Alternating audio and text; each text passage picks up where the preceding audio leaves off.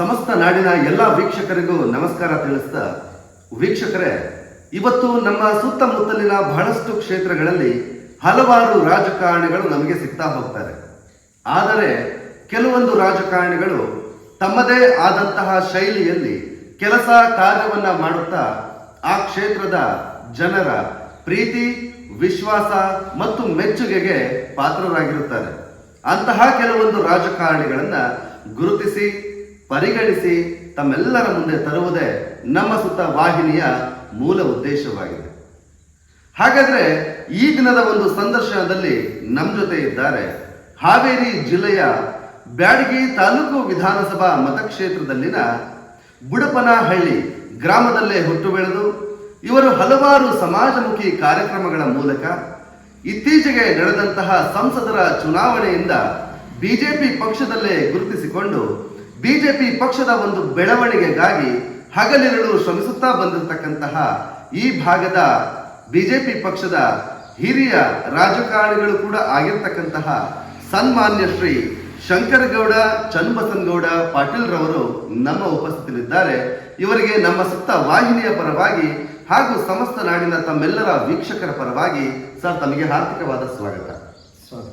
Sir, ಮೊಟ್ಟ ಮೊದಲನೇದಾಗಿ ತಮ್ಮೊಡನೆ ಚರ್ಚೆ ಮಾಡೋದಾದ್ರೆ ತಮ್ಮದೇ ಆದಂತಹ ಒಂದು ಸಣ್ಣದಾದ ಕಿರುಪರಿಚಯ ನಮ್ಮ ನಾಡಿನ ವೀಕ್ಷಕರ ಮುಂದೆ ಹಂಚಿಕೊಳ್ಳಿ ಸರ್.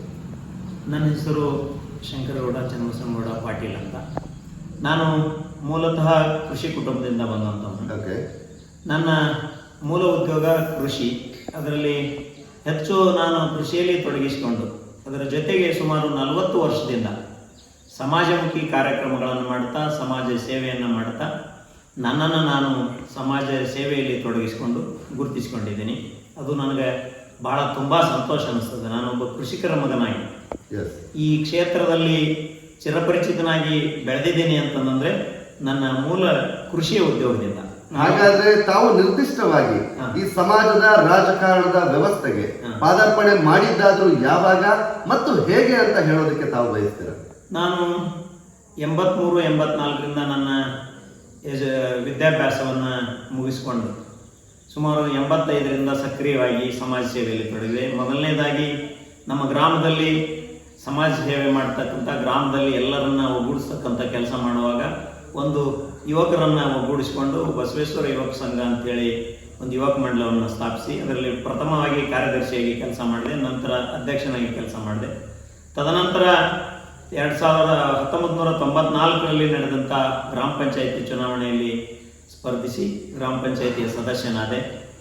ಎರಡನೇ ಅವಧಿಯಲ್ಲಿ ಮತ್ತೆ 2005ರಿಂದ ಗ್ರಾಮ ಪಂಚಾಯಿತಿಯ 2ನೇ ಬಾರಿ ಸದಸ್ಯನಾಗಿ ಅಲ್ಲಿ ಒಂದು ಅವಧಿಗೆ ಗ್ರಾಮ ಪಂಚಾಯಿತಿಯ ಉಪಾಧ್ಯಕ್ಷನಾಗಿ, ಅಧ್ಯಕ್ಷ ಕೆಟಗರಿ SC ಬಂದಿದ್ದರಿಂದ ಅಧ್ಯಕ್ಷ SC ಆಯಿತು. ನಾನು ಉಪಾಧ್ಯಕ್ಷನಾಗಿ ಗ್ರಾಮ ಪಂಚಾಯಿತಿಯಲ್ಲಿ 2.5 ವರ್ಷದ ಅವಧಿಯಲ್ಲಿ ಸೇವೆಯನ್ನು ಸಲ್ಲಿಸಿ ತದನಂತರ ನಮ್ಮದು ಇದು ಹಿಂದುಳಿದ ಕ್ಷೇತ್ರ ಮೊಟ್ಟೆಬೆನ್ನೂರು ಜಟ್ಟಿ. ಇಲ್ಲಿ ನನಗೆ ತಾಲೂಕ್ ಪಂಚಾಯಿತಿ ಆಗಿರ್ಬೋದು, ಜಿಲ್ಲಾ ಪಂಚಾಯಿತಿ ಆಗಿರ್ಬೋದು ಸ್ಪರ್ಧೆ ಮಾಡಲಿಕ್ಕೆ ಅವಕಾಶಗಳಿಲ್ಲ. ಈ ತನಕನೂ ಸಿಗಲಿಲ್ಲ. ಯಾಕಂದರೆ ಕೆಟಗರಿ ಬರ್ತಾ SC ST OBC ಲೇಡಿ ಈ ಥರ ಆದಂಥ ಅವಕಾಶಗಳು ನನಗೆ ಆ ಒಂದು ಇದರಲ್ಲಿ ಸಿಗಲಿಲ್ಲ. ಇದರ ಜೊತೆಗೆ ಇಲ್ಲಿ ಬುಡಪನಹಳ್ಳಿಯಲ್ಲಿ ಹಾಲು ಉತ್ಪಾದಕರ ಸಹಕಾರಿ ಸಂಘವನ್ನು ಸ್ಥಾಪಿಸಿ ಆ ಸಂಘದ ಸಂಸ್ಥಾಪಕ ಅಧ್ಯಕ್ಷನಾಗಿ 2 ಅವಧಿಗೆ 3 ಅವಧಿಗೆ ಸದಸ್ಯನಾಗಿ 1 ಅವಧಿಗೆ ಅಧ್ಯಕ್ಷನಾಗಿ ಸೇವೆ ಸಲ್ಲಿಸಿದೆ. ಅದರ ಜೊತೆಗೆ ಅಳಲ್ಗಿರಿ ವ್ಯವಸಾಯ ಸೇವಾ ಸಹಕಾರಿ ಸಂಘ ಅದರ ಸತತ 25 ವರ್ಷ ಸದಸ್ಯನಾಗಿ 1 ಅವಧಿ ಅಧ್ಯಕ್ಷನಾಗಿ ಹಾಲಿ ಸದಸ್ಯನಾಗಿಯೂ ಕೂಡ ಸಹಕಾರಿ ಕ್ಷೇತ್ರದಲ್ಲಿ ಸೇವೆಯನ್ನು ಸಲ್ಲಿಸ್ತಾ ಇದ್ದೀನಿ. ಇದರ ಜೊತೆಗೆ ಬ್ಯಾಡಗಿ ತಾಲೂಕಾ ಕೃಷಿಕ ಸಮಾಜದ ಸದಸ್ಯನಾಗಿ 15 ವರ್ಷದಿಂದ ಸೇವೆ ಸಲ್ಲಿಸಿ ಈಗ ಹಾಲಿ ಸದಸ್ಯನಾಗಿಯೂ ಕೂಡ ಸೇವೆಯನ್ನು ಸಲ್ಲಿಸ್ತಾ ಇದ್ದೀನಿ. ಪ್ರಸ್ತುತ ಹಾಲಿ ಸದಸ್ಯನಾಗಿ ಹೋದ ಅವಧಿಯಲ್ಲಿ ಜಿಲ್ಲಾ ಕೃಷಿಕ ಸಮಾಜದ ಸದಸ್ಯನಾಗಿಯೂ ಸೇವೆಯನ್ನು ಸಲ್ಲಿಸಿದ್ದೀನಿ. ಹಾಗಾದ್ರೆ ಇಂತಹ ಒಂದು ಸಮಾಜದ ರಾಜಕಾರಣದ ವ್ಯವಸ್ಥೆಗೆ ಪಾದಾರ್ಪಣೆ ಮಾಡಿದಂತಹ ಸಂದರ್ಭದಲ್ಲಿ ತಮಗೆ ಪ್ರೋತ್ಸಾಹಿಸಿದ ನೆಚ್ಚಿನ ರಾಜಕೀಯದ ಆದರ್ಶ ಗುಣಗಳ ವ್ಯಕ್ತಿ ಹೆಸರನ್ನ ತಗೊಳ್ಳೋದಾದ್ರೆ ತಾವು ಯಾರ ಹೆಸರನ್ನ ತಗೊಳ್ತೀರಿ ಮತ್ತು ಯಾಕೆ ಅನ್ನುವಂತಹ ವಿಚಾರವನ್ನ ತಮ್ಮ ತಾಲೂಕಿನ ಜನತೆ ಮುಂದೆ ವ್ಯಕ್ತಪಡಿಸ್ತೀರಿ? ನನಗೆ ಬುದ್ಧಿ ತಿಳಿದಾಗಿಲ್ಲ, ಅಂದರೆ ನನಗೆ ಮೈಂಡ್ ಮ್ಯಾಚುರಿಟಿ ಬಂದಂಥ ಸಂದರ್ಭದಲ್ಲಿ ನಾನು ರಾಮಕೃಷ್ಣ ಹೆಗಡೆ ಅವರು ಅವರ ಭಾಷಣದಿಂದ ಪ್ರಭಾವಿತನಾಗಿ ಅಂದರೆ ಅವರ ಏನು ಮುತ್ಸದ್ದಿ ರಾಜಕಾರಣ ಇತ್ತು, ಓಕೆ ಸಮಾಜ ಸೇವೆಯಲ್ಲಿ ಮಾಡ್ತಕ್ಕಂಥ ಕೆಲಸ ಇತ್ತು. ಅವಾಗ ನಾವು ಬಂದ ತಕ್ಷಣನೇ ಅವರಿಂದ ಪ್ರೇರಿತ ಅಂದರೆ ನಾವು ಏನಾದರೂ ಮಾಡ್ಬೋದು ಅನ್ನುವಂಥ ದೃಷ್ಟಿಯಲ್ಲಿ. ಓಕೆ ಅದರ ನಂತರ BJP ಕಡೆಗೆ ಒಲವು ಯಾವಾಗಿನಿಂದ ಇತ್ತು ಅಂದ್ರೆ ವಾಜಪೇಯಿ ಅವ್ರದ್ದು ಏನು ಪ್ರಧಾನಮಂತ್ರಿಗಳಾದ್ರಲ್ಲ ಅವಾಗಲೂ ಕೂಡ ವಾಜಪೇಯಿ ಅವರಿಗೆ ಅವರ ಕಾರ್ಯವೈಖರಿಯಿಂದ ಪ್ರೇರೇಪಿತನಾಗಿ BJP ಕಡೆಗೆ ಸ್ವಲ್ಪ ಒಲವನ್ನು ತೋರಿಸ್ತಾ ಬಂದ್ವಿ. ಓಕೆ ತದನಂತರ ಇಲ್ಲಿ ಸ್ಥಳೀಯವಾದಂಥ ರಾಜಕಾರಣ ಅದು ವ್ಯವಸ್ಥೆ ಇರ್ಬೋದು, ಓಕೆ ಅದಕ್ಕೆ ಒಗ್ಗಿಕೊಂಡು ನಾವು ಬಡವರು ಕೆಲಸ ಮಾಡಬೇಕು ಅನ್ನುವಂಥ ದೃಷ್ಟಿಯಿಂದ ಇಲ್ಲಿ ಲೋಕಲ್ಲಿನ ರಾಜಕಾರಣವನ್ನು ಅನುಸರಿಸ್ಕೊಂಡು ಆಯಾ ಪಕ್ಷದವರ ಜೊತೆಗೆ ಓಕೆ ಕೆಲಸವನ್ನು ಮಾಡ್ತಕ್ಕಂಥ ಸಮಾಜ ಸೇವೆಯನ್ನು ಮಾಡ್ತಾ ಬಂದಿದ್ದು. ಸರ್, ತಮಗೂ ತಿಳಿದಿರೋ ಹಾಗೆ ಒಂದು ಕ್ಷೇತ್ರ ಅಭಿವೃದ್ಧಿ ಅಥವಾ ಬೆಳವಣಿಗೆ ಕಾಣಬೇಕು ಅಂದ್ರೆ ಆ ಕ್ಷೇತ್ರದ ಶಿಕ್ಷಣ, ಶಾಲೆ ಮತ್ತು ಸ್ವಚ್ಛತೆ ಅನ್ನೋದು ಈ ಅಂಶಗಳು ಬಹಳಷ್ಟು ಮುಖ್ಯ ಪಾತ್ರ ವಹಿಸುತ್ತೆ. ಈ ಅಂಶಗಳ ಬಗ್ಗೆ ತಾವು ಕೂಡ ಇದೇ ಒಂದು ಭಾಗದ ಬಹಳಷ್ಟು ಒಂದು ಹುದ್ದೆಗಳಲ್ಲಿ ಅಂದ್ರೆ ಗ್ರಾಮ ಪಂಚಾಯಿತಿ ಆಗಿರ್ಬೋದು, APMCಯಲ್ಲಿ ನಾಮಿನೇಟೆಡ್ ಸದಸ್ಯರಾಗಿ ಮತ್ತು ಕೃಷಿಕ ಸಮಾಜದಲ್ಲಿ ಕೂಡ ಗುರುತಿಸಿಕೊಂಡಿದ್ದೀರಿ. ಹಾಗೂ ಕೂಡ MPCS ಅಂದ್ರೆ ಹಾಲು ಉತ್ಪಾದಕರ ಸಹಕಾರ ಸಂಘದಲ್ಲೂ ಕೂಡ ಅಧ್ಯಕ್ಷರಾಗಿ, ಸದಸ್ಯರಾಗಿ ಮತ್ತು ವ್ಯವಸಾಯ ಸೇವಾ ಸಹಕಾರ ಸಂಘದಲ್ಲೂ ಕೂಡ ಅಧ್ಯಕ್ಷರಾಗಿ ಮತ್ತು ಸದಸ್ಯರಾಗಿ ಕೂಡ ಸೇವೆ ಸಲ್ಲಿಸ್ತಾ ಇದ್ದೀರಿ. ಸೊ ತಮ್ಮ ಒಂದು ತಿಳುವಳಿಕೆಯ ಪ್ರಕಾರ ಈ ಒಂದು ಭಾಗದಲ್ಲಿ ತಾವು ಮಾಡಿರ್ತಕ್ಕಂತಹ ಅಭಿವೃದ್ಧಿ ಕಾರ್ಯಕ್ರಮಗಳಾದರೂ ಯಾವ್ದ್ಯಾವುದು ಅಂತ ಹೇಳಲಿಕ್ಕೆ ಜನತೆ ಮುಂದೆ ಮಾಹಿತಿ ವ್ಯಕ್ತಪಡಿಸ್ತೀರಿ. ಸಂತೋಷ. ತಾವು ಕೇಳಿದಂಥ ಪ್ರಶ್ನೆ ಬಹಳ ಪ್ರಸ್ತುತ. ಮತ್ತು ಇದು ಯಾವುದೇ ಒಂದು ಕ್ಷೇತ್ರ ಅಭಿವೃದ್ಧಿ ಆಗಬೇಕಾದ್ರೆ ಮೊದಲು ಶಿಕ್ಷಣ ಬೇಕು. ಹೌದು. ಆ ಒಂದು ಹಿನ್ನೆಲೆಯಲ್ಲಿ ನಾನು ಕಾಲೇಜು ಶಿಕ್ಷಣವನ್ನು ಮುಗಿಸಿ ಗ್ರಾಮಕ್ಕೆ ಬಂದಾಗ ನಮ್ಮಲ್ಲಿ LPS ಅಂದರೆ ಕಿರಿಯ ಪ್ರಾಥಮಿಕ ಶಾಲೆ 4ನೇ ತರಗತಿಯವರೆಗೆ ಮಾತ್ರ ಇತ್ತು. ಮುಂದೆ ಅದನ್ನು 7ನೇ ತರಗತಿಯವರೆಗೆ ಮಾಡ್ತಕ್ಕಂಥ ಕೆಲಸವನ್ನು ನಮ್ಮದು ಆವಾಗ ಅಖಂಡ ಧಾರವಾಡ ಜಿಲ್ಲೆ, ಧಾರವಾಡ DDPI ಆಫೀಸು, ಅವಾಗ ನಮ್ಮ ಶಾಲೆಯನ್ನು 7ನೇ ತರಗತಿಗೆ ಮಾಡಲಿಕ್ಕೆ ಸ್ವತಃ ಪ್ರಯತ್ನ ಪಟ್ಟು ಅದನ್ನು LPS ಅನ್ನು HPS ಅನ್ನಾಗಿ ಮಾಡಿದೆ. 7ನೇ ತರಗತಿಗೆ ಬಂದಂಥ ಸಂದರ್ಭದಲ್ಲಿ ಗ್ರಾಮದಲ್ಲಿ ಸಾಕಷ್ಟು ವಿದ್ಯಾರ್ಥಿಗಳು ಹೊರಗೆ ಬರ್ತಕ್ಕಂಥದ್ದು. ಮುಂದೆ ನಮ್ಮದು ಹಳ್ಳಿ ಆಗಿದ್ದರಿಂದ ಹಳ್ಳಿ ಜನ ಶಿಕ್ಷಣಕ್ಕೆ ಹೊರಗೆ ಕಳಿಸ್ಬೇಕು ಅಂದ್ರೆ ಯಾರಿಗೂ ಆ ಶಕ್ತಿ ಇರಲಿಲ್ಲ ಅಥವಾ ಮನಸ್ಸು ಇರ್ತಾ ಇರಲಿಲ್ಲ. ಹೊರಗೆ ಹೆಣ್ಮಕ್ಳನ್ನ ಕಳಿಸೋದು ಭಾಳ ಕಷ್ಟ, ಸಣ್ಣ ಹುಡುಗರನ್ನ ಕಳಿಸೋದು. ಅವಾಗ ಯೋಚನೆ ಮಾಡಿದೆ, ಏನಾದರೂ ಪ್ರಯತ್ನ ಮಾಡಿ ಒಂದು ಹೈಸ್ಕೂಲನ್ನು ಮಾಡಬೇಕು ಅನ್ನುವಂಥ ದೃಷ್ಟಿಯಲ್ಲಿ ಆ ಮೊದಲು ಶಿಕ್ಷಣ ಕೊಟ್ಟರೆ ಊರು ಸುಧಾರಿಸುತ್ತೆ ಅನ್ನುವಂಥ ಪ್ರಮುಖ ಕಾರಣ ಇಟ್ಕೊಂಡು ಹೈಸ್ಕೂಲನ್ನು ತರಲಿಕ್ಕೆ ಪ್ರಯತ್ನ ಮಾಡಿದೆ. ಅವಾಗ 2005ರಿಂದ 8ರವರೆಗೆ ಸನ್ಮಾನ್ಯ ನೆಹರು ಓಲೇಕರ್ ಅವರು ಈ ಕ್ಷೇತ್ರದ ಶಾಸಕರಿದ್ದರು. ಅವಾಗ SC ಇತ್ತು ನಮ್ಮ ಕ್ಷೇತ್ರ. ಅಂಥ ಸಂದರ್ಭದಲ್ಲಿ ಒಂದು ಹೈಸ್ಕೂಲನ್ನು ಅವರು ಹಿರೇಹಳ್ಳಿಗೆ ತಂದರು. ನಾನು ಜಗಳ ಮಾಡಿದೆ, ಇಲ್ಲ ನನಗೆ 2ನೇ ಹೈಸ್ಕೂಲ್ ಬೇಕು, ನಮ್ಮೂರಿಗೆ ಒಂದು ಹೈಸ್ಕೂಲ್, ನಮ್ಮದು ಕಾಡಹಳ್ಳಿ. ಇಲ್ಲಿ 97% ಬ್ಯಾಕ್ವರ್ಡ್ ಕ್ಲಾಸಸ್, ನಾವಿಲ್ಲಿರ್ತಕ್ಕಂಥವ್ರು 3% ಮಾತ್ರ ಲಿಂಗಾಯತ, ಫಾರ್ವರ್ಡ್ ಕ್ಯಾಸ್ಟ್ ಅಂತ ಏನು ಹೇಳ್ತಾರೆ. ನಮ್ಮಲ್ಲಿನೂ ಹಿಂದುಳಿದವ್ರು ಅದಾರ, ಇಲ್ಲ ಅಂತ ಅನ್ನೋದಿಲ್ಲ. ಆದರೆ ನಮ್ಮಲ್ಲಿ 97% ಹಿಂದುಳಿದವ್ರು ಇರೋದ್ರಿಂದ ನಮ್ಮ ಗ್ರಾಮ ಏನಾದರೂ ಅಭಿವೃದ್ಧಿ ಆಗ್ಬೇಕಾದ್ರೆ ನಾನು ಹೈಸ್ಕೂಲ್ ಮಾಡೇ ತಿರ್ಬೇಕು ಅನ್ನುವಂಥ ಛಲ ತೊಟ್ಟು ನಾನು 5ನೇ ಕ್ಲಾಸ್ ಮಾಡ್ಬೇಕಾದ್ರೆ ಇಲ್ಲಿದ್ದಂಥ DDPI ಅವರು ಸಂಪಂಗಿ ಅಂತಿದ್ರು. ಅವರು ಆ ಟೈಮ್ನಲ್ಲಿ ಕಮಿಷನರ್ ಆಗಿ ಬೆಂಗಳೂರಲ್ಲಿ. ಅವಾಗ ಅವ್ರ ಹತ್ರ ಹೋಗಿ ಆ ಹಳೆ ಪರಿಚಯ ಇಟ್ಕೊಂಡು, ನೀವು 5ಅನ್ನು 4ಅನ್ನು 7 ಮಾಡಿದ್ದೀರಿ ಸರ್, ನನಗೊಂದು ಹೈಸ್ಕೂಲ್ ಕೊಡಬೇಕು ಅನ್ನುವಂಥ ಆ ಪರಿಚಯವನ್ನು ಇಟ್ಕೊಂಡು ಆ ನೆನಪನ್ನು ಅವ್ರಿಗೆ ತಂದು ಅವ್ರಿಗೆ ಅದನ್ನು ಬೇಡಿಕೆ ಇಟ್ಟೆ. ಇದು ರಾಯಚೂರಲ್ಲಿ ಒಂದು ಕೊಟ್ಟಿದ್ವಿ, ಅಲ್ಲಿ ಜಾಗ ಸಿಗದೆ ಇದ್ದದಕ್ಕೆ ಅದು ಹಂಗ ಇದೆ. ಇಲ್ಲಿ ಜಾಗ ಕೊಡ್ತೀನಿ ಅಂದ್ರೆ ಮಾತ್ರ ನಾನು ಅದನ್ನು ನಿಮ್ಮಲ್ಲಿ ಕೊಡ್ತೀನಿ ಅಂದ್ರು. ನಾನು ಅವಾಗ ನಮ್ಮ ತಾತರು ಅಜ್ಜ ಅಮ್ಮ ಸುಮಾರು 5 ಊರಲ್ಲಿ ಆಸ್ತಿ ಮಾಡಿದ್ದಾರೆ. ನಾನು ಅವ್ರ ಹೆಸರು ಉಳಿಬೇಕು. ನಾನಿವತ್ತು ನಮ್ಮ ಅಜ್ಜ ಅಮ್ಮನ ಹೆಸರು ಹೇಳ್ತೀನಿ, ಆದರೆ ನನ್ನ ಮಗ ಅವ್ರ ಅಜ್ಜ ಅಮ್ಮನ ಹೆಸರು ಹೇಳ್ತಾರೆ, ನಮ್ಮ ಅಜ್ಜ ಅಮ್ಮನ ಹೆಸರು ಹೇಳ್ತಾರೆ. ಆ ದೃಷ್ಟಿಯಿಂದ ಅವತ್ತು ಅವರೆಲ್ಲ ಕಷ್ಟಪಟ್ಟು 5 ಊರಾಗ ಆಸ್ತಿ ಮಾಡಿರ್ತಾರ, ಅವ್ರ ಹೆಸರು ಉಳಿಬೇಕು ಅನ್ನುವಂಥ ದೃಷ್ಟಿಯಲ್ಲಿ. ಜೊತೆಗೆ ಗ್ರಾಮ ಶಿಕ್ಷಣವಂತರಾಗಬೇಕು, ಗ್ರಾಮದಲ್ಲಿ ಈ ಬಡ ಜನತೆ ಉದ್ಧಾರ ಆಗಬೇಕು ಅನ್ನುವಂಥ ದೃಷ್ಟಿಯಲ್ಲಿ ನನ್ನದೇ ಆದಂಥ ನಮ್ಮ ಜಮೀನನ್ನು 2 ಎಕರೆ ನಮ್ಮ ಅಜ್ಜ ಅಮ್ಮನ ಹೆಸರಲ್ಲಿ ಆ ಗೌರ್ಮೆಂಟ್ ಹೈಸ್ಕೂಲ್ಗೆ ದಾನ ಕೊಟ್ಟು ಅವ್ರ ಹೆಸರನ್ನು ಇಡಬೇಕು, ಅವ್ರ ಹೆಸರು ಅಜನಾಮರವಾಗಿ ಉಳಿಬೇಕು ಅನ್ನುವಂಥ ದೃಷ್ಟಿಯಲ್ಲಿ, ಜೊತೆಗೆ ಹಳ್ಳಿಯಲ್ಲಿ ಇರ್ತಕ್ಕಂಥ ಬಡವರು ವಿದ್ಯಾವಂತರಾಗಬೇಕು ಆ ದೃಷ್ಟಿಯಲ್ಲಿ ಹೈಸ್ಕೂಲ್ಗೆ 2 ಎಕರೆ ಅಜ್ಜ ಅಮ್ಮನ ಹೆಸರಲ್ಲಿ ದಾನ ಕೊಟ್ಟು, ಅದಕ್ಕೆ ನಮ್ಮ ಕುಟುಂಬದವರು ಬಹಳ ತುಂಬ ಸಹಕರಿಸಿದ್ರು ನನ್ನ ಉದ್ದೇಶಕ್ಕೆ. ಆ ಒಂದು ದೃಷ್ಟಿಯಲ್ಲಿ ನಮ್ಮ ಈಗೇನು ನೀವು ಇಲ್ಲಿ ನೋಡಿದ್ರಿ ಈ ಪಕ್ಕದಲ್ಲೇ ಇರ್ತಕ್ಕಂಥ 2 ಎಕರೆ ಜಾಗವನ್ನ ಸ್ಕೂಲಿಗೆ ದಾನ ಕೊಟ್ಟು ಮನೆ ಪಕ್ಕದಲ್ಲೇ ಇರುವಂತದ್ದು. ಮನೆ ಪಕ್ಕದಲ್ಲೇ ಇರೋದು. ಸ್ಕೂಲಿಗೆ ಮೊದಲು ಸ್ಕೂಲ್ ಮಾಡಿದ್ವಿ, ಆಮೇಲೆ ಪಕ್ಕ ಮನೆ ಮಾಡಿದ್ವಿ. ಈಗ ಆ ಒಂದು ಎಜುಕೇಶನ್, ಶಿಕ್ಷಣ ಅಭಿವೃದ್ಧಿ ಆಗಬೇಕು, ಶಿಕ್ಷಣ ಆದ್ರೆ ಮಾತ್ರ ಗ್ರಾಮ ಅಭಿವೃದ್ಧಿ ಆಗ್ತದೆ ಅನ್ನುವಂಥ ದೃಷ್ಟಿಯಲ್ಲಿ ಈ ರೀತಿ ನನ್ನ ಅಳಿಲು ಸೇವೆ ಇದೆ. ಇದೇನು ನಾನು ಮಾಡಿರೋದೇನು ಗುಡ್ಡ ಕಿತ್ತಂದು ಊರಿಗೆ ಕೊಟ್ಟೇನೆ ಅಂತಲ್ಲ, ಇದು ನನ್ನ ಅಳಿಲು ಸೇವೆ. ಆ ಅಜ್ಜಾಮನ ಹೆಸರು ಚಿರಾಯಿ ಉಳಿಯೋದ್ರ ಜೊತೆಗೆ ಈ ಗ್ರಾಮದಲ್ಲಿ ಇವತ್ತು ನೀವು ನೋಡ್ಬೋದು, ಊರಲ್ಲಿ ವಿಚಾರ ಮಾಡ್ಬೋದು, ಸಾಕಷ್ಟು ಜನ KAS, IAS, ಮಿಲಿಟರಿಯಲ್ಲಿ ಸಾಕಷ್ಟು ಮಕ್ಕಳು ಇವತ್ತು ಕೆಲಸ ಮಾಡ್ತಾ ಇದ್ದಾರೆ. ಆ ಎಲ್ಲ ದೃಷ್ಟಿಯಿಂದ ಇವತ್ತು ನನ್ನ ಗ್ರಾಮನೂ ಕೂಡ, ಆ ಕುಟುಂಬಗಳು ಆರ್ಥಿಕವಾಗಿ ಅಭಿವೃದ್ಧಿ ಆಗೋದ್ರ ಜೊತೆಗೆ ಗ್ರಾಮನೂ ಕೂಡ ಅಭಿವೃದ್ಧಿಯಾಗಿ ಬಂದಿದೆ ಅಂತ ಅನ್ನುವಂಥ ಹೆಮ್ಮೆ ನನಗಿದೆ. ತಮ್ಮದೇ ಆದಂತ ತಮ್ಮ ಒಂದು ಗ್ರಾಮದಲ್ಲಿ ಶಿಕ್ಷಣಕ್ಕೆ ತಮ್ಮದೇ ಆದಂತ ಒಂದು ಆ ಕೊಡುಗೆ ಅಲ್ಪ ಕೊಡುಗೆ ಇದೇನು ದೊಡ್ಡದು ಅಂತ ನನಗೇನು ಅನ್ಸೋದಿಲ್ಲ. ಇನ್ನು ಮಾಡೋದು ಸಾಕಷ್ಟು ಇದೆ, ಇನ್ನು ಕಾಲೇಜ್ ಮಾಡ್ಬೇಕಂತದೆ. ಅದನ್ನ ಹೊರತುಪಡಿಸಿ, ಅಂದ್ರೆ ಶಿಕ್ಷಣವನ್ನ ಹೊರತುಪಡಿಸಿ ಅದನ್ನು ಕೂಡ ತಾವು ಹೆಚ್ಚಾಗಿ ಒತ್ತನ್ನು ತಾವು ಮಾಡಿದಿರಿ, ಒಳ್ಳೆ ಒಂದು ಕಾರ್ಯವನ್ನು ಮಾಡಿದಿರಿ. ಭಗವಂತ ಒಳ್ಳೇದ್ ಮಾಡ್ತಾರೆ. ಸೊ ಇದೇ ನಿಟ್ಟಿನಲ್ಲಿ ತಾವು ಈ ಒಂದು ಭಾಗದಲ್ಲಿ ಬಹಳಷ್ಟು ಹುದ್ದೆಗಳನ್ನ ಅಲಂಕರಿಸಿದಿರಿ.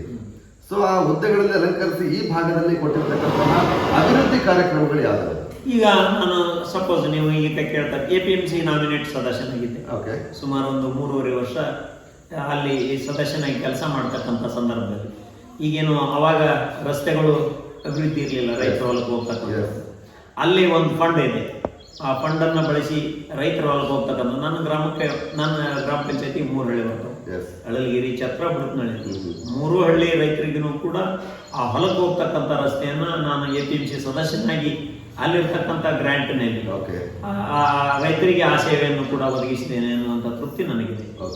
ಇದರ ಜೊತೆಗೆ ವ್ಯವಸಾಯ ಸೇವಾ ಸಹಕಾರಿ ಸಂಘದ ಸದಸ್ಯನಾಗಿ, ಅಧ್ಯಕ್ಷನಾಗಿ ಏನು ಕಾರ್ಯನಿರ್ವಹಿಸಿದೆ, ಅವಾಗ ನಮ್ಮ ಗ್ರಾಮ ನಮ್ಮ ಸೊಸೈಟಿಯಲ್ಲಿ ಇರ್ತಕ್ಕಂಥದ್ದು ಆಗ ನಾನು ಸದಸ್ಯನಾದಾಗ ಸುಮಾರು 1.5 ಇಂದ 2 ಲಕ್ಷ, ಅಂದ್ರೆ 5,000 10,000 ಸಾಲ ಕೊಡ್ತಾ ಇದ್ದೆ. ಈಗ ಅದನ್ನ ಸುಮಾರು 1.5 ಕೋಟಿಗೆ ಸಾಲ ಕೊಡ್ತಕ್ಕಂಥ ಸೊಸೈಟಿಯನ್ನಾಗಿ ಮಾಡಿ ರೈತರಿಗೆ ಅನುಕೂಲ ಆಗ್ತದೆ. ಈಗ 0%, ಈಗ ಸರ್ಕಾರದ್ದು 0% ಬಡ್ಡಿ ಇದೆ 3 ಲಕ್ಷದವರೆಗೆ, 3 ಲಕ್ಷದಿಂದ 3% ಬಡ್ಡಿ ಇದೆ. ಆ ಎಲ್ಲ ರೀತಿ ಏನು ನಾನು ಯಾವುದೇ ಕ್ಷೇತ್ರದಲ್ಲಿ ನಾನು ಹೋದೆ ಅಂದ್ರೆ ನನ್ನ ಸೇವೆ, ಯಾಕಂದ್ರೆ ಆ ಹುದ್ದೆಗೆ ಏನು ನಾನು ಹೋಗಿರ್ತೇನೆ ಆ ಹುದ್ದೆಗೆ ಗೌರವ ಕೊಡಬೇಕು, ಅಲ್ಲಿ ಕಾಯಕ ಮಾಡಬೇಕು ಅನ್ನೋ ದೃಷ್ಟಿಯಲ್ಲಿ ಸಾಕಷ್ಟು ಜನ ರೈತರಿಗೆ ಅನುಕೂಲ ಮಾಡಿದ್ದೇನೆ ಅನ್ನುವಂಥ ತೃಪ್ತಿ ನನಗಿದೆ. ಇದಲ್ಲದೇನೆ 2 ಅವಧಿಯಲ್ಲಿ ಗ್ರಾಮ ಪಂಚಾಯಿತಿಯ ಸದಸ್ಯನಾಗಿ, ಉಪಾಧ್ಯಕ್ಷನಾಗಿ ಕೆಲಸ ಮಾಡಿದಂಥ ಸಂದರ್ಭದಲ್ಲಿ ಗ್ರಾಮಕ್ಕೆ ಬುಡಪ್ನಹಳ್ಳಿ ಗ್ರಾಮಕ್ಕೆ ಅವಾಗ ಈ NREG ಆಗಲಿ, ಇಷ್ಟೊಂದು ಗ್ರಾಂಟ್ಸ್ ಆಗಲಿ ಸರ್ಕಾರದಲ್ಲಿ ಬರ್ತಾ ಇರಲಿಲ್ಲ. ರೆವೆನ್ಯೂ ಕೂಡ ಅವಾಗ ಇಷ್ಟು ಇರ್ತಾ ಇರಲಿಲ್ಲ. ಇದ್ದಂತ ರೆವೆನ್ಯೂನಲ್ಲಿ ಅವಾಗ 12ನೇ ಹಣಕಾಸು 13ನೇ ಹಣಕಾಸಿನಲ್ಲಿ ಏನು 1994 ಆ ಒಂದು ಯೋಜನೆ, ಒಂದು ಭೂಮಿ ಇಲ್ಲದೆ ಇರ್ತಕ್ಕಂಥ ಯಾರು ಕೃಷಿ ಕಾರ್ಮಿಕರು ಇರ್ತಾರೆ, ಯಾರಿಗೆ ಭೂಮಿ ಇಲ್ಲ ಅಂತಲ್ಲಿ ಒಂದು ಯೋಜನೆಯನ್ನ ತಂದು ನಮ್ಮ ಭೂಮಿ ನಮ್ಮ ಹೊಲ ಅಂತ ಹೇಳಿ ಸುಮಾರು 3 ಎಕರೆ ಹೊಲವನ್ನು ಸರ್ಕಾರದ ವತಿಯಿಂದ ಖರೀದಿ ಮಾಡಿ ಸುಮಾರು 42 ಫಲಾನುಭವಿಗಳಿಗೆ 42 ಫಲಾನುಭವಿಗಳಿಗೆ 5 ಗುಂಟೆ ಜಾಗವನ್ನು ಪಟ್ಟ ಮಾಡಿ ಅವರಿಗೆ ನಮ್ಮ ಭೂಮಿ ನಮ್ಮ ಹೊಲ ಅಂದ್ರೆ ಸಣ್ಣದೊಂದು ತೋಟ ಮಾಡಿಕೊಂಡ್ರು ಕೂಡ ಅವರಿಗೆ ಕೃಷಿಯಲ್ಲಿ ತಮ್ಮ ಮನೆಗೆ ಬೇಕಾದಂತ ಏನು ಕಾಯಿಪಲ್ಯ ಇರ್ತಾವ ಅವನ್ನ ಬೆಳಕಬಹುದು ಅನ್ನುವಂಥ ದೃಷ್ಟಿಯಲ್ಲಿ ಸುಮಾರು 42 ಜನರಿಗೆ ಆ ಒಂದು ಪಟ್ಟವನ್ನು ಕೊಟ್ಟು ಅವರ ಹೆಸರಲ್ಲಿ ಜಮೀನನ್ನು ಕೊಡುವುದರ ಜೊತೆ ಕೆಲಸವನ್ನು ಕೂಡ ಆ ಸಂದರ್ಭದಲ್ಲಿ ಮಾಡಿದ್ದೀನಿ. ಗ್ರಾಮದ ಅಭಿವೃದ್ಧಿಗಾಗಿ ಸಾಕಷ್ಟು ಸೇವೆಯನ್ನು ಸಲ್ಲಿಸಿದ್ದೀನಿ ಅನ್ನುವಂಥ ತೃಪ್ತಿ ನನಗಿದೆ. ಸರ್, ನೀವು ಮೂಲತಃ ರೈತಾಪಿ ಕುಟುಂಬದಿಂದಲೇ ಬಂದಿರತಕ್ಕಂಥದ್ದು, ತಾವು ಕೂಡ ಮೂಲತಃ ರೈತಾಪಿ ಜೀವನನೇ ಮಾಡ್ಕೊಂಡು ಬಂದಿರತಕ್ಕಂಥದ್ದು. ಇತ್ತೀಚೆಗೆ ರಾಜಕಾರಣಿಗಳು ಕೂಡ ಆಗಿದ್ದೀರಿ. ಸೊ ಹಿಂದೆ ಕೂಡ 1994ರಿಂದ ರಾಜಕಾರಣ ಮಾಡ್ಕೊಂತ ಬರ್ತಾ ಇದ್ದೀವಿ. ಸೊ ರೈತ ದೇಶದ ಬೆನ್ನೆಲುಬು ಅಂತಾರೆ. ಅಂತ ರೈತ ಇವತ್ತು ಬೆಳೆದಂಥ ಬೆಳೆಗೆ ನಿಗದಿತವಾದ ಬೆಲೆ ಸಿಕ್ಕಿಲ್ಲ ಅಂತೇಳಿ ಬಹಳಷ್ಟು ಭಾಗದಲ್ಲಿ ಸಾವನ್ನಪ್ತಾ ಇದ್ದಾರೆ. ಅದು ತಮಗೆ ತಿಳಿದಿರೋ ವಿಚಾರನೇ. ಸೊ ಇಂಥ ರೈತರಿಗೆ ತಾವು ಕೂಡ ಒಬ್ಬ ರೈತಾಪಿ ಜೀವನ ಮಾಡ್ಕೊಂತ ಬರ್ತಾ ಇರೋ ಕಾರಣ ಅಂತಹ ಕರ್ನಾಟಕದಾದ್ಯಂತ ಇರ್ತಕ್ಕಂತಹ ರೈತಾಪಿ ಜೀವನ ನಡೆಸ್ತಕ್ಕಂತಹ ರೈತರಿಗೆ ತಾವು ಹೇಳುವಂಥ ವಿಚಾರ ಅದು ಏನು ಸರ್? ತುಂಬ ಸಂತೋಷ. ನಾನು ಮೂಲತಃ ಕೃಷಿ ಕುಟುಂಬದಿಂದ ಬಂದವನಾಗಿ ಸ್ವತಃ ಕೃಷಿಯನ್ನು ಮಾಡ್ತಕ್ಕಂಥ. ನಾನು ಕಾಲೇಜು ವಿದ್ಯಾಭ್ಯಾಸ ಮುಗಿಸಿ ಬಂದಾಗ ನನ್ನ ಜಮೀನಿನಲ್ಲಿ ಯಾವುದೇ ನೀರಾವರಿ ಇರಲಿಲ್ಲ.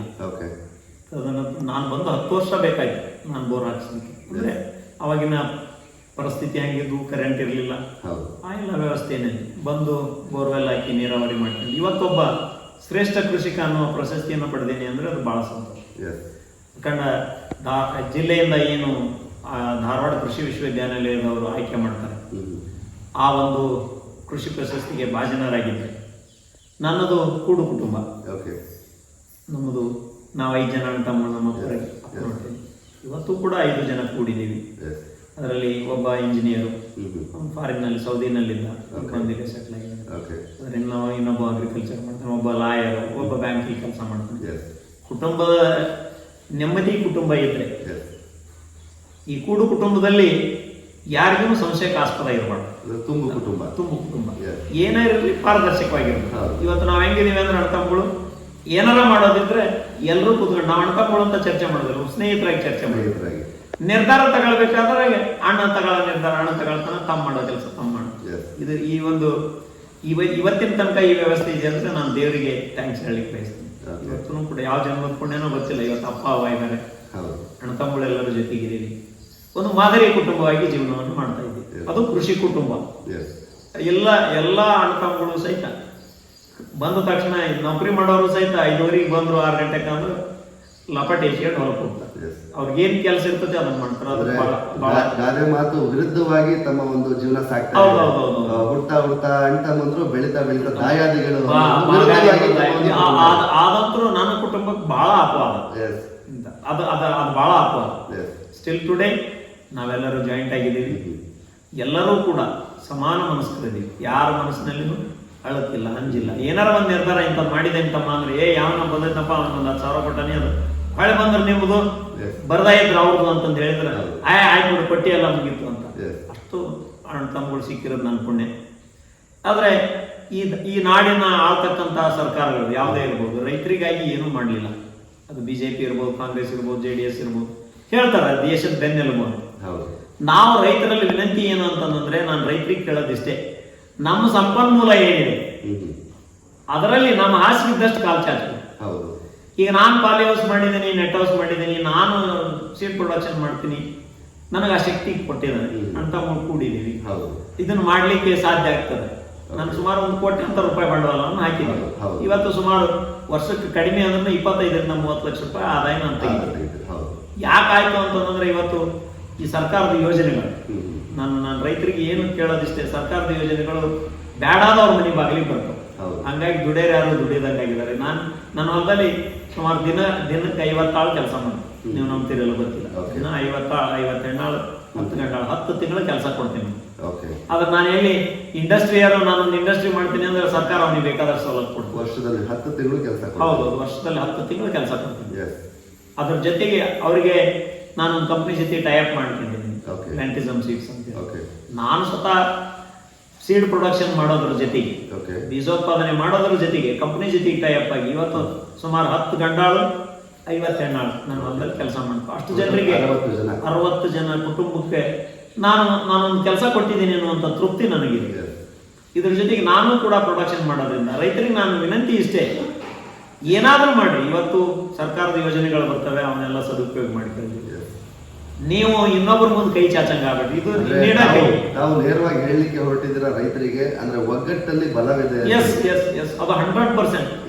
ನೀವು ಎಲ್ಲರೂ ಕೂಡಿದ್ರೆ ತುಂಬು ಕುಟುಂಬ ಇದ್ರಿ. ನೀವು ಅಣ್ತಮ್ಮಗಳು 2 ಇರ್ರಿ, 4 ಮಂದಿ ಇರ್ರಿ, 5 ಮಂದಿ ಇರ್ರಿ, ಒಬ್ಬರೇ ಇರ್ರಿ, ಇನ್ನೊಬ್ಬರನ್ನ ಜೊತೆಗೆ ಇಟ್ಕೊಂಡು ನಿಮ್ಮ ಮನಸ್ಸು ಸ್ವಚ್ಛ ಇರ್ಬೇಕು ಅಂದ್ರೆ ಮಾತ್ರ ಅದು ಸಾಧ್ಯ.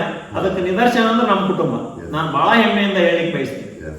ಇವತ್ತು ಏನಾರ ನಿರ್ಧಾರ ತಗೊಂಡನಿ ಅಂತಂದ್ರೆ ಕ್ವಶನ್ ಮಾಡೋದಿಲ್ಲ. ಅಂದ್ರೆ ನಾ ತಗೊಳ್ಳೋ ನಿರ್ಧಾರ ಸರಿ ಐತಿ ಅಂತ ಅವ್ರಿಗೆ ಅನಿಸುವಂತ ನಿರ್ಧಾರವನ್ನ ಮನೆ ನಡೆಸ್ತಕ್ಕಂಥವ್ರು ತಗೋಬೇಕು. ತಾವು ಕೂಡಿದ್ರೆ ಏನಾದ್ರೂ ಬರವೆ, ಎಲ್ಲರ ಮನೆ ದ್ವಾಸಿ ತೂತೆ. ಆದ್ರೆ ನಮ್ಮ ಮನೆ ದ್ವಾಸಿ ತೂತಲ್ಲ ಅಂತ ಹೇಳಂತದಲ್ಲ. ಆದ್ರೆ ಅದನ್ನ ಸರಿದೂಗಿಸ್ಕೊಂಡು ಹೋಗಿ ತಾವು ಕೂಡ ಐಕ್ಯತೆಯಲ್ಲಿ, ಒಕ್ಕಟ್ಟಿನಲ್ಲಿ ಬಲ ಐತಿ ಅನ್ನುವಂಥ ಏನು ಒಗಟಿದೆ, ಅದಕ್ಕೆ ನಮ್ಮ ಮನೆ, ನಮ್ಮ ಕುಟುಂಬ ಸಾಕ್ಷಿ. ಅದಕ್ಕೆ ರೈತರು ಸರ್ಕಾರಗಳನ್ನು ನಂಬಿ ಸಾಲ ಮನ್ನಾ ಮಾಡ್ರಿ, ಮತ್ತೊಂದು ಮಾಡ್ರಿ. ನಾವು ಬೆಳೆದಂಥ ಬೆಳೆಗೆ ಉತ್ತಮವಾದಂಥ ಬೆಲೆ ಕೊಡ್ತಕ್ಕಂಥ ಕೆಲಸವನ್ನು ಸರ್ಕಾರ ಮಾಡಿಬಿಟ್ರೆ ಸಾಕು. ಅವ್ರು ಸಾಲ ಮನ್ನಾ ಮಾಡೋದು ಬೇಡ, ಯಾವುದೇ ಸಹಾಯ ಮಾಡೋದು ಬೇಡ. ಏನಾಗಿದೆ, ಇವತ್ತು 1,00,000 ರೂಪಾಯಿ ಖರ್ಚು ಮಾಡಿರ್ತೀವಿ, 10,000 ರೂಪಾಯಿ ಮಾರ್ಕೆಟ್ನಾಗ ಆಗುತ್ತೆ. 10,000 ಖರ್ಚು ಮಾಡಿರ್ತೇವೆ, ₹1,00,000 ಆಗಿರ್ತದೆ. ಅದು ಮಾರ್ಕೆಟ್ ವೇರಿಯೇಷನ್ ನಮ್ಮ ಕೈಯಲ್ಲಿ ಇಲ್ಲ. ಆದ್ರೆ ಅದಕ್ಕೊಂದು ವ್ಯವಸ್ಥೆ, ಏನು ಬೆಳೆದಂತ ಬೆಳೆಗೆ ಒಂದು ರೇಟನ್ನು ಫಿಕ್ಸ್ ಮಾಡಿದ್ರೆ ರೈತರಿಗೆ ಒಂದು ಸಮಾಧಾನ ಆಗ್ತದೆ. ಅದು ರೈತರಿಗೆ ಕೊಡ್ತಕ್ಕಂಥ ಕೊಡುಗೆ ಈ ಸರ್ಕಾರಗಳು ಅನ್ನುವಂಥ ಮಾತನ್ನು ಹೇಳ್ತಾ ಮತ್ತೊಮ್ಮೆ ರೈತರಲ್ಲಿ ಕೈ ಮುಗಿದು ಕೇಳ್ತೀನಿ, ತಾವ್ಯಾರು ಹತಾಶರಾಗಬೇಡಿ. ಇವತ್ತು ಯಾಕಂದ್ರೆ ಈ ಸೃಷ್ಟಿ ಏನು ಕೊಟ್ಟಿದೆ ನಮಗೆ ಅಂದ್ರೆ ಮುಂಗಾರಿ ಹಿಂಗಾರಿ ಅಂತ ಹೇಳ್ಬಿಟ್ಟು, ಮುಂಗಾರಿನಲ್ಲಿ ಫೇಲ್ ಆದ್ರೆ ಹಿಂಗಾರಿನಲ್ಲಿ ಆ ದೇವರು ನಮ್ಮನ್ನ ಉಪವಾಸ ಅಂತ ಇಡೋದಿಲ್ಲ ರೈತರಿಲ್ಲ, ಜೊತೆಗೆ ಹುಲ್ಲು ಮೇಯಿಸೋದಿಲ್ಲ. ಅದಕ್ಕೆ ತಾವ್ಯಾರು ಹತಾಶರಾಗ್ಬೋದು. ಒಂದ್ ಬೆಳೆ ಎಲ್ಲ ನುಕ್ಸಾನ ಆಗ್ಬೋದು, ಇಲ್ಲ ಅಂತಲ್ಲ. ನಾನು ಸಾಕಷ್ಟು ನುಕ್ಸಾನ ಆಗಿದ್ದೀನಿ. ನಾನು ಇವತ್ತು ರೈತರು ಒಂದನ್ನ ಮಾಡಬಾರ್ದು. ನನ್ನಲ್ಲಿ ಹೈನುಗಾರಿಕೆ ಐತಿ, ಕುರಿ ಸಾಕಾಣಿಕೆ ಇದೆ, ರೇಷ್ಮೆ ಇದೆ, ಅಡಿಕೆ ಇದೆ, ಬೀಜೋತ್ಪಾದನೆ ಇದೆ, ಏನು ಮಾಡಕ್ ಸಾಧ್ಯ ಐತಿ ಭೂಮಿ ಮೇಲೆ ಅಂತಾರ ಅದು ಎಲ್ಲ ಪ್ರಯತ್ನಗಳನ್ನು ಮಾಡಿದ್ದೀನಿ. ಎಲ್ಲದರಲ್ಲೂ ಸಫಲನಾಗಿದ್ದೀನಿ ಅಂತಂದ್ರೆ ನನ್ನ ಕೂಡು ಕುಟುಂಬ, ನನ್ನ ಅಣ್ಣತಮ್ಮಗಳು, ನಮ್ಮ ಅಪ್ಪ ಅಮ್ಮ ಮಾಡಿದ ಪುಣ್ಯ ಅಂತ ಅನ್ನೋಂಥದ್ದು ಹೇಳಲಿಕ್ಕೆ ನಾನು ಬಯಸ್ತೀನಿ. ರೈತರು ಯಾರು ಹತಾಶರಾಗಬಾರ್ದು. ಮತ್ತೆ ನಾವು ದುಡಿದ್ರೆ ಖಂಡಿತ ಅದರಲ್ಲಿ ಜಯ ಸಿಗ್ತದೆ ಅನ್ನುವಂಥ ಮಾತು ನಾನು ರೈತರಿಗೆ ಹೇಳಲಿಕ್ಕೆ ಬಯಸ್ತೀನಿ. Thank you sir. ಸಮಾಜದ ರಾಜಕಾರಣದ ವ್ಯವಸ್ಥೆಯಲ್ಲಿ ಯಾವುದೇ ಚುನಾವಣೆ ಆಗಲಿ, ಚುನಾವಣೆಗಳ ಸಂದರ್ಭಗಳಲ್ಲಿ ಜಾತಿ ರಾಜಕಾರಣ ಮಾಡ್ತಕ್ಕಂಥದ್ದು ಎಷ್ಟರ ಮಟ್ಟಿಗೆ ಸರಿ ಅನ್ಸುತ್ತೆ? ಇದು ನಿಮ್ಮ ಒಂದು ಬ್ಯಾಡಗಿ ವಿಧಾನಸಭಾ ಮತಕ್ಷೇತ್ರದಲ್ಲಿ ಯಾವ ರೀತಿ ಇದೆ ಪರಿಸ್ಥಿತಿ ಅಂತ ಹೇಳಲಿಕ್ಕೆ ತಾವು ಅನಿಸಿಕೆಯನ್ನು ವ್ಯಕ್ತಪಡಿಸ್ತೀರಾ? ತಾವು ಕೇಳಿದ್ದು ತುಂಬಾ ಈ ಸಂದರ್ಭದಲ್ಲಿ ತುಂಬಾ ಪ್ರಸ್ತುತ. ನಾನು ಮೊದಲನೇದಾಗಿ ಜಾತಿ ವಿರೋಧಿ. ನಾನು ಜಾತಿ ವ್ಯವಸ್ಥೆ ಏನಿದೆ ಅದು ಯಾಕೋ ಅಂತ ಗೊತ್ತಿಲ್ಲ ನಮ್ಮ ಸರ್ಕಾರದ. ನಾವು ಜಾತ್ಯತೀತ ರಾಷ್ಟ್ರ ಅಂತ ನಾವು ಹೇಳ್ತೀವಿ. ಅದೇ ಸರ್ಕಾರಗಳು ಯಾವುದೇ ಒಂದು ಶಾಲೆಗೆ ಹೋಗ್ಬೇಕಾದ್ರೆ ಅಡ್ಮಿಷನ್ ತಗೊಳ್ಬೋದು, ನೀವು ಜಾತಿ ಸರ್ಟಿಫಿಕೇಟ್ ತಗೊಂಡ್ರಿ ಅಂದ್ರೆ ನಾವೇನು ನನಗೆ ಈ ಸರ್ಕಾರದ ಯೋಚನೆ, ನಾವು ಜಾತ್ಯತೀತ ಅಂತಂದ್ರೆ ನಾವು ಜಾತಿ ವ್ಯವಸ್ಥೆ ನಿರ್ಮೂಲನೆ ಮಾಡಬೇಕು ಅನ್ನೋದನ್ನು ಬಿಟ್ಟು ಬಾಯಲ್ಲಿ ಹೇಳೋದೇನು, ನಾನು ಇದು ಖಾರವಾಗಿ ಅನಿಸ್ಬೋದು ರಾಜಕಾರಣಿಗಳಿಗೆ. ನಾನು ರಾಜಕಾರಣವನ್ನು ಹೊರತುಪಡಿಸಿ ಮಾತಾಡೋದಾದ್ರೆ ಜಾತಿ ವ್ಯವಸ್ಥೆ ನಿರ್ಮೂಲ ಆಗಬೇಕು. ಇದು ನನ್ನ ಪ್ರಬಲವಾದಂತ ಇದು ನನ್ನ ಬೇಡಿಕೆ. ನಾವು ಜಾತ್ಯತೀತ ಅಂತ ಹೇಳಿದಾಗ ಬೆಲೆ ಏನು? ನಾನು ಟ್ರಂಪ್ ಕಾರ್ಡ್ ಜಾತಿ ಬಳಸೋದಾದ್ರೆ ಜಾತ್ಯತೀತ ವ್ಯವಸ್ಥೆಯಲ್ಲಿ ನಾವಿದ್ದೀವಿ ಅಂತ ಹೆಂಗ ಅನಿಸ್ತದೆ? ಅದಕ್ಕೆ ನಾನು ಜಾತಿವಾದಕ್ಕೆ ಮೊದಲನೇದಾಗಿ ಬಹಳ ವಿರೋಧಿ. ಅಂತ ಜಾತಿ ರಾಜಕಾರಣ ಮಾಡ್ತಕ್ಕಂಥ ಕೆಲವೊಂದು ರಾಜಕೀಯ ಮುಖಂಡರುಗಳಿಗೆ ನಮ್ಮ ಒಂದು ವಾಹಿನಿ ಮುಖೇನ ನಾವು ತಿಳಿ ಹೇಳುವಂತ ವಿಚಾರ ಆದ್ರೆ ಏನು? ನಾನು ಹೇಳೋದಿಷ್ಟೇ, ಎಲ್ಲ ರಾಜಕಾರಣಿಗಳಿಗೆ ಕೈ ಮುಗಿದು ಕೇಳ್ತೀನಿ, ಜನತೆಗೆ ಕೂಡ, ಯಾರೂ ಕೂಡ ಜಾತೀಯತೆ ಮಾಡಬಾರ್ದು. ನಿಮಗೆ ಯಾರು ಬೇಕು, ಒಬ್ಬ ಕಳ್ಳಿರ್ತಾನ, ಅವನಿಗೆ ಜಾತಿ ನಮ್ಮವ ಅಂತಂದು ಓಟ್ ಹಾಕೋದಾಗ್ಲಿ, ಯಾವನೋ ಒಬ್ಬ ಏನು ಜಾತಿಯಿಂದ ಪ್ರಬಲವಾಗಿರೋದಿಲ್ಲ, ಒಳ್ಳೆ ಕೆಲಸ ಇರ್ತದೆ, ಒಳ್ಳೆ ಕೆಲಸ ಮಾಡ್ಬೇಕು ಅನ್ನೋ ಮನಸ್ಸು ಇರ್ತದೆ, ಒಳ್ಳೆ ಐಡಿಯಾಲಜಿ ಇರ್ತದೆ, ಈ ಗ್ರಾಮಾಭಿವೃದ್ಧಿ ಮಾಡಕ್ಕೆ ಏನ್ ಬೇಕು ಅದನ್ನೆಲ್ಲ ಮಾಡ್ತಕ್ಕಂಥ ಶಕ್ತಿ ಇರ್ತದೆ, ಅಂತವನಿಗೆ ಪ್ರೋತ್ಸಾಹ ಮಾಡಬೇಕು ಅಂತ ನಾನು ಜನತೆಗೆ ಕೈ ಮುಗಿತು. ವಾಸ್ತವವಾಗಿ ಹೇಳೋದಾದ್ರೆ ಒಂದು ಮನುಷ್ಯನಿಗೆ ಹೃದಯ ಎಷ್ಟು ಮುಖ್ಯನೋ ಜೀವನ ಮಾಡ್ಲಿಕ್ಕೆ, ಅಂದ್ರೆ ಆರೋಗ್ಯವಾಗಿರ್ಲಿಕ್ಕೆ, ಈ ರಾಜಕೀಯಕ್ಕೆ ಜಾತೀಯತೆ ಅನ್ನೋದು ಬಹಳ ಮುಖ್ಯ ಆಗಿದೆ ಅನ್ನೋ ಒಂದು ಸ್ಟೇಟ್ಮೆಂಟ್ ನ ಕೊಡ್ತಾ ಇದ್ದಾರೆ ರಾಜಕಾರಣಿ. ಹೌದೌದೌದು. ಇವತ್ತು ಏನಾಗಿದೆ, ಯಾರು ಗುರುತಿಸ್ಕೊಳ್ಳೋದಾದ್ರೆ ನಾನೊಬ್ಬ ಪ್ರಬಲವಾದ ಜಾತಿಯಿಂದ ಬಂದಿದ್ದೀನಿ ಅನ್ನುವಂಥದ್ದು ಹೇಳೋದೈತಲ್ಲ, ಅದು ಮೂರ್ಖತನದ ಪರಮಾವಧಿ. ಯಾವುದೇ ಒಬ್ಬ ಜಾತಿಯರು ಓಟ್ ಹಾಕಿದ್ರೆ ನಾವು ಯಾವ ರಾಜಕಾರಣಿಗಳು ಅಧಿಕಾರಕ್ಕೆ ಬರೋದಿಲ್ಲ. ಎಲ್ಲಾ ಸಮಾಜದವರು ಕೂಡಿ ಓಟ್ ಹಾಕಿದಾಗ ಮಾತ್ರ ಸಾಧ್ಯ. ಹಾಗಾದ್ರೆ ಇದೇ ವಿಚಾರವಾಗಿ ತಾವು ಕೂಡ ಇದೇ ಒಂದು ಬ್ಯಾಡಗಿ ವಿಧಾನಸಭಾ ಮತಕ್ಷೇತ್ರದಲ್ಲಿ ಈ ಹಿಂದೆ ಸರಿಸುಮಾರು 40 ವರ್ಷಗಳಿಂದ ರಾಜಕೀಯ ವ್ಯವಸ್ಥೆಯಲ್ಲಿ ತಾವು ರಾಜಕಾರಣ ಮಾಡ್ಕೊಂತ ಬರ್ತಾ ಇದ್ದೀವಿ. ಈ ಭಾಗದ ಅನುಭವವುಳ್ಳ ರಾಜಕಾರಣಿ ಅಂತಾನೆ ಹೇಳ್ಬಹುದು. ಸೊ ತಮ್ಮ ಪ್ರಕಾರ, ತಮ್ಮ ತಿಳುವಳಿಕೆಯ ಪ್ರಕಾರ, ತಮ್ಮ ಅನುಭವದ ಪ್ರಕಾರ 1990ರ ಪೂರ್ವದ ರಾಜಕೀಯಕ್ಕೂ ನಂತರದ ಈಗಿನ ರಾಜಕೀಯಕ್ಕೂ ವ್ಯತ್ಯಾಸ ತಿಳಿಸ್ಲಿಕ್ಕೆ ಇಷ್ಟಪಟ್ರೆ ತಾವು ಮಹಾಜನತೆಗೆ ಏನು ವ್ಯತ್ಯಾಸವನ್ನು ತಿಳಿಸ್ಲಿಕ್ಕೆ ಇಷ್ಟಪಡ್ತೀವಿ? ಖಂಡಿತ ನಾನು ನನ್ನ ಮನಸ್ಸಿಗೆ ಏನು ಅನಿಸಿದೆ ಅವತ್ತಿನಿಂದ ಇವತ್ತಿನ ತನಕ, ನಾನು ಬುದ್ಧಿ ತಿಳಿದಾಗಿಂದ ಅವತ್ತು ರಾಜಕಾರಣಕ್ಕೆ ಒಂದು ಮೌಲ್ಯ ಇತ್ತು. ಮೌಲ್ಯಾಧಾರಿತ ರಾಜಕಾರಣಿಗಳಿತ್ತು ಬಹಳ. ಒಂದು ನನಗಿನ್ನೂ ನೆನಪಿದೆ, ಯಾರೋ ಒಬ್ಬ ಫೋನ್ ಕದ್ದಾಲಿಕೆಗೆ ರಾಮಕೃಷ್ಣ ಹೆಗಡೆ ರಾಜೀನಾಮೆ ಕೊಟ್ಟರು. ಇದು ನಿದರ್ಶನ. ಈ ರಾಜ್ಯ ಅಂಥ ಒಬ್ಬ ವ್ಯಕ್ತಿಯನ್ನು ಕಂಡಂತ ರಾಜ್ಯ, ಮುಖ್ಯಮಂತ್ರಿಯನ್ನು. ಯಾವ್ದಾರ ಒಂದು ಅಪವಾದ ಬಂತು ಅಂದ್ರೆ ರಾಜೀನಾಮೆ ಕೊಡೋದೈತಲ್ಲ, ಮೌಲ್ಯಾಧಾರಿತ ರಾಜಕಾರಣಿಗಳು ಅವತ್ತಿದ್ರು. ಇವತ್ತು ಅಂತವ್ರಿಲ್ಲ. ಜೈಲಿಗೆ ಹೋಗಿ ಬಂದ್ರು, ನಮ್ಮ ಮ್ಯಾಲ ಕೇಸ್ ಅದಾವ ಅಂದ್ರೂ ಅದನ್ನ ಬಿ ರಿಪೋರ್ಟ್ ಹಾಕ್ಸೋ ವ್ಯವಸ್ಥೆ ಮಾಡ್ತಾರೆ. ಅಧಿಕಾರದ ಆ ದಾಹ ಏನಿದೆ ಅಲ್ಲ, ಇವತ್ತು ರಾಜಕಾರಣ ಬಹಳ ಹೊತ್ತಾಗಿದೆ. ನನಗೆ ಬಹಳ ಬೇಜಾರು ಅನಿಸ್ತಿದೆ. ರಾಜಕಾರಣ ಮಾಡಬೇಕು, ಸೇವೆ ಮಾಡಬೇಕು ಅಂತ ಬರೋದು ರಾಜಕಾರಣಿಗಳು ಬೇರೆ. ಸಮಾಜ ಸೇವೆ ಮಾಡಬೇಕು, ನಮ್ಮಿಂದ ಏನಾದ್ರು ಈ ಸಮಾಜ ನನಗೇನ್ ಕೊಟ್ಟತಿ ಅನ್ನೋದಕ್ಕಿಂತ ನಾನ್ ಸಮಾಜಕ್ಕೆ ಏನ್ ಕೊಟ್ಟೆ ಅಂತ ಹೇಳ್ಬೇಕಲ್ಲ, ಅಂತ ರಾಜಕಾರಣಿಗಳು ಇವತ್ತಿಲ್ಲ. 100ಕ್ಕೆ 90ರಷ್ಟು, ಒಂದು 10% ಇರ್ಬೋದು. ಅವ್ರು ಇರೋದ್ರಿಂದನೇ ಸೂರ್ಯ ಹುಟ್ಟತನ ಬೀಳುತ್ತಾನ, ಗಾಳಿ ಬೀಸ್ತದೆ, ನೀರು ಕುಡಿ. ಇವತ್ತು ನಾವು ಬದುಕಿದ್ದೇವೆ ಅಂದ್ರೆ ಒಂದು 10% ಜನ ಅದ. ಎಲ್ಲರೂ ಹಂಗದಾರ ಅಂತ ನಾನು ಹೇಳಲ್ಲ. ಬೆರಳೆಣಿಕೆ ಎಷ್ಟು ಜನ ಮೌಲ್ಯಾಧಾರಿತ ರಾಜಕಾರಣಿಗಳಾದ್ರೆ. ಆದ್ರೆ ಏನಾಗಿದೆ ಇವತ್ತು, ಅವ್ರಿಗೆ ಯಾರಿಗೆ ಅವಕಾಶಗಳಿಲ್ಲ. ಯಾರು ಫ್ರಾಡ್ ಆಗಿ ದುಡ್ಡು ಮಾಡಿದ್ದಾರೆ, ದುಡ್ಡು ಕೊಟ್ಟು ಓಟ್ ಕೊಂಡ್ಕೊಳ್ತಾನೆ ಅಂತಾರೆ, ದುಡ್ಡು ಕೊಟ್ಟು ಜನ ಕೊಂಡ್ಕೊಳ್ತಾನೆ ಅಂತಾರೆ, ಅಂತವರು ರಾಜಕಾರಣದಲ್ಲಿ ಬಹಳಷ್ಟು ಜನ ಇದ್ದಾರೆ. ಇಂಥ ಒಂದು ಪರಿಸ್ಥಿತಿಯಲ್ಲಿ ನಾನು ಈ ಜಾತಿ ವ್ಯವಸ್ಥೆ, ಈ ದುಡ್ಡಿನ ವ್ಯವಸ್ಥೆ, ಇದ್ರ ಬಹಳ ವಿರೋಧಿನ. ನಾನು ಈಗಲೂ ಮಹಾಜನತೆಯಲ್ಲಿ ನಿಮ್ಮ ವಾಹಿನಿ ಮುಖಾಂತರ ಕೈ ಮುಗಿದು ಕೇಳ್ತಾ ಇದ್ದೀನಿ, ನೀವೇನಾದರೂ ಈ ನಾಡಿನಲ್ಲಿ ಹುಟ್ಟಿ ಈ ನಾಡಿಗೆ ಏನಾದರೂ ಕೊಟ್ಟಿದ್ದೇನೆ ಅಂತ ನನ್ನ ಮನಸ್ಸು ಹೇಳೋದಾದ್ರೆ, ನೀವು ಅಂತ ರಾಜಕಾರಣಿಗಳನ್ನ, ಜಾತಿವಾದಿಗಳನ್ನ, ಜಾತಿ ಮಾಡ್ತಾ ಅಂತ ರಾಜಕಾರಣಿಗಳನ್ನ, ದುಡ್ಡು ಕೊಟ್ಟು ನಿಮ್ಮನ್ನು ಕೊಟ್ಕಂತಾನೆ ಅನ್ನುವಂಥ ರಾಜಕಾರಣಿಗಳನ್ನ ದೂರಿಟ್ಟು, ಯಾರು ನಿಮ್ಮ ಬಾಗಿಲಿಗೆ, ನಿಮ್ಮ ಸೇವೆಗೆ, ನಿಮ್ಮ ಕಷ್ಟಕ್ಕೆ, ನಿಮ್ಮ ಕಷ್ಟ ಸುಖದಲ್ಲಿ ಭಾಗಿಯಾಗ್ತಾರೆ, ನಿಮ್ಮ ನೋವು ನಲಿವಿನಲ್ಲಿ ಭಾಗಿಯಾಗ್ತಾರೆ, ಅಂತ ರಾಜಕಾರಣಿಗಳಿಗೆ ಅವಕಾಶ ಮಾಡಿಕೊಟ್ರೆ ಅದು ಶಾಶ್ವತವಾಗಿರ್ತತಿ ಅಂತ ಅನ್ನುವಂಥ ಮಾತನ್ನ ಈ ಜನತೆ ಕೈ ಮುಗಿದು ನಿಮ್ಮ ವಾಹಿನಿ ಮುಖಾಂತರ ಹೇಳಿ. ಖಂಡಿತ ಒಳ್ಳೆ ವಿಚಾರವಾಗಿ ಮಾಹಿತಿಯನ್ನ ವ್ಯಕ್ತಪಡಿಸಿದಿರ. ಈ ಹಿಂದೆ ಮೂಲತಃ ಕಾಂಗ್ರೆಸ್ ಪಕ್ಷದಿಂದ ತಾವು ಗುರುತಿಸಿಕೊಂಡು ಈ ಒಂದು ಕ್ಷೇತ್ರದಲ್ಲಿ ರಾಜಕಾರಣ ಮಾಡ್ತಾ ಇದ್ದಾರೆ. ಸೊ ಇತ್ತೀಚೆಗೆ ನಡೆದಂತಹ ಸಂಸದರ ಚುನಾವಣೆಯಿಂದ ಪ್ರೇರೇಪಿತಗೊಂಡು ತಾವು ಬಿಜೆಪಿ ಪಕ್ಷದಲ್ಲಿ ಸೇರ್ಪಡೆಯಾಗಿ ಬಿಜೆಪಿ ಪಕ್ಷದಲ್ಲೇ ದುಡಿತಾ ಇದ್ದೀರಿ.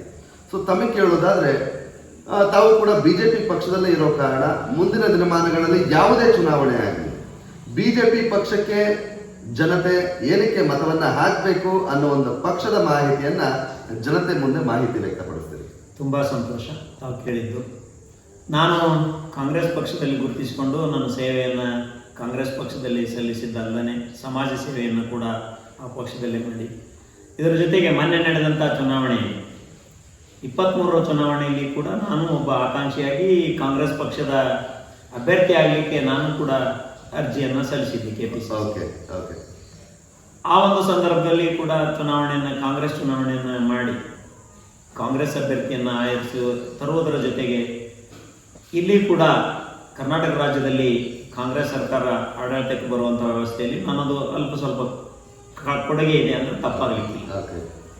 ಆದರೆ ಮೊನ್ನೆ ನಡೆದಂಥ ಸಂಸತ್ ಚುನಾವಣೆಯಲ್ಲಿ ನಾನು ಯಾಕೆ BJP ಸೇರ್ಬೇಕಾಯ್ತು ಅಂತಂದ್ರೆ, ನಾನು ಜಾತ್ಯತೀತವಾಗಿ ಈ ನಾಡು, ಈ ರಾಜ್ಯ, ಈ ದೇಶ ಇರಬೇಕನ್ನುವಂಥ ದೃಷ್ಟಿಯನ್ನು, ಯಾವುದೇ ಜಾತಿಯ ಬಡವರು ಇರಲಿ ಅವ್ರಿಗೆ ಅನುಕೂಲ ಆಗಬೇಕು. ಇತ್ತೀಚಿನ ಚುನಾಯಿತ ಪ್ರತಿನಿಧಿಗಳಾಗಿರ್ಬೋದು, ಚುನಾಯಿತ ಸರ್ಕಾರಗಳಿರ್ಬೋದು, ಯಾವುದೇ ಒಂದು ವರ್ಗವನ್ನು ಓಲೈಸ್ತಕ್ಕಂಥ ರಾಜಕಾರಣ ಮಾಡ್ತಕ್ಕಂಥ ಸಂದರ್ಭದಲ್ಲಿ ಈ ದೇಶ ಮೊದಲು ಉಳಿಬೇಕಾಗಿದೆ. ಕಾಂಗ್ರೆಸ್ನವರು ದೇಶಕ್ಕೆ ಸ್ವಾತಂತ್ರ್ಯ ತಂದು ಕೊಟ್ವಿ, ಅದನ್ನೆಲ್ಲ ಹೇಳ್ತಾರೆ, ಅದು ಒಪ್ಪೋದೆ. ಆದ್ರೆ ಅವತ್ತು ಗಾಂಧೀಜಿಯವರು ಕಾಂಗ್ರೆಸ್ ಅನ್ನು ವಿಸರ್ಜನೆ ಮಾಡಬೇಕು, ಇದು ರಾಜಕೀಯ ಪಕ್ಷವಾಗಿ ಇರಬಾರ್ದು ಅನ್ನುವಂಥ ತತ್ವವನ್ನು ಇಟ್ಕೊಂಡಿದ್ರು. ಅದನ್ನೇ ನಾವು ಸ್ವಾತಂತ್ರ್ಯ ತಂದು ಕೊಟ್ವಿ. ಇವತ್ತೇನಾಗಿದೆ, ಸ್ವಾತಂತ್ರ್ಯ ಬಂದ ಮೇಲೆ 60 ವರ್ಷ ಈ ದೇಶವನ್ನು ಆಳಿದ್ರು, ಪಾಕಿಸ್ತಾನ ಮಾಡಿದ್ರು, ಬಾಂಗ್ಲಾ ಮಾಡಿದ್ರು. ಈ ದೇಶ ಇನ್ನೂ ಅವ್ರ ಕೈನಲ್ಲಿ ಆಡಳಿತ ಇದ್ರಲ್ಲಿ ಇದ್ರೆ, ನಾನು ಬಹಳ ಸ್ಪಷ್ಟವಾಗಿ ನಾಡಿನ ಜನತೆಗೆ, ದೇಶದ ಜನತೆಗೆ ಹೇಳಲಿಕ್ಕೆ ಬಯಸ್ತೀನಿ, ಇನ್ನೂ ಏನಾದರೂ ಅವ್ರ ಕೈಯಲ್ಲಿ ಅಧಿಕಾರ ಇದ್ರೆ ಈ ದೇಶ ಛಿದ್ರವಾಗೋದರಲ್ಲಿ ಯಾವುದೇ ಸಂಶಯವಿಲ್ಲ, ಸಂದೇಹವನ್ನೂ ಇಲ್ಲ. ಇವತ್ತು ಈ ದೇಶ ಅಖಂಡ ಭಾರತವಾಗಿ ಜಾತ್ಯತೀತ ರಾಷ್ಟ್ರವಾಗಿ ಬೆಳಿಬೇಕಾಗಿದ್ರೆ BJP ಮಾತ್ರ ಸಾಧ್ಯ, ಅದು ಮೋದಿಯಿಂದ ಮಾತ್ರ ಸಾಧ್ಯ. ಇವತ್ತು ಪ್ರಸ್ತುತ ಈ ದಿನ ನೀವು ನೋಡ್ತಾ ಇರ್ಬೋದು, ಇದು ತಮಗೆಲ್ಲ ಗೊತ್ತಿರುವಂತೆ ಇತ್ತೀಚೆಗೆ ನಡೆದಂತ ಪಹಲ್ಗಾಮ ದಾಳಿ ಆಗಿದೆ ಜಮ್ಮು ಕಾಶ್ಮೀರ. ಅಲ್ಲಿ ದಾಳಿಕೋರರು ಯಾರೇ ಇರ್ಬೋದು, ಅವರು ಹಿಂದೂಗಳು, ಮುಸ್ಲಿಮರು, ಅದು ಸೆಕೆಂಡ್ರಿ. ಯಾರು ದಾಳಿಕೋರರು ಅದಾರ ಅವರನ್ನ ಮೆಟ್ಟಿಸಿ ದೇಶ ಉಳಿಸ್ಬೇಕಾಗಿದ್ರೆ ನಾವೆಲ್ಲರೂ ಒಕ್ಕಟ್ಟಾಗಬೇಕು. ಅದನ್ನು ಬಿಟ್ಟುಕೊಟ್ಟು ಅದ್ರ ಬಗ್ಗೆ ಇಲ್ಲ ಸಲ್ಲದ ರಾಜಕಾರಣವನ್ನು ಮಾಡೋದೈತಲ್ಲ, ಇದು ಬಹಳ ವಿರೋಧ ಮಾಡ್ತೀವಿ. 370 ಆರ್ಟಿಕಲ್ ಅನ್ನು ರದ್ದು ಮಾಡಿದಾಗ ದೇಶನ ಹೊತ್ತು ಉರಿತೈತಿ ಅಂತ ಏನೂ ಆಗ್ಲಿಲ್ಲ. ಅಲ್ಲಿ ಎಲ್ಲರಿಗೂ ಸಮಾನ, all are equal before law ಅಂತ ನಾವು ಹೇಳ್ತೀವಿ.